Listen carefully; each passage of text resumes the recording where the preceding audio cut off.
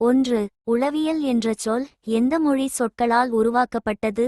விடை சி. கிரேக்க மொழி சாய்க்கி மற்றும் லோகோஸ். 2. தற்காலத்தில் உளவியலின் முக்கிய இலக்கு எது? விடை பி. மனித நடத்தையை விவரித்து விளக்கி முன்கூட்டியே கவனித்து கட்டுப்படுத்துதல். 3. உளவியலின் ஆரம்பவகை ஆய்வு எந்த துறைக்குள் இருந்தது? விடை சி. தத்துவவியல். 4. கீழ்காணும் யாரது உளவியல் ஆய்வுகளுக்காக உளவியலின் தந்தை என அழைக்கப்படுகிறார்? விடை சி. Wilhelm wound. 5. இபி டிட்ச்னரின் உளவியல் கோட்பாடு என்ன? விடை பி. மனம் அறிவுசார் இயக்கமுடையது, அகநோக்குமுறை அவசியம். 6. நடத்தையியலாளர்கள் பிஹேவியரிஸ்ட்ஸ் யாரை மறுப்பவர்கள்? விடை பி. மரபுக் கொள்கையை. 7.1 2ஆம் ஆண்டு உயிரியல் தொடர்பான உளவியல் ஆய்வை மேற்கொண்டவர் யார்? விடை சி. பியர் கோபானிஸ். 8.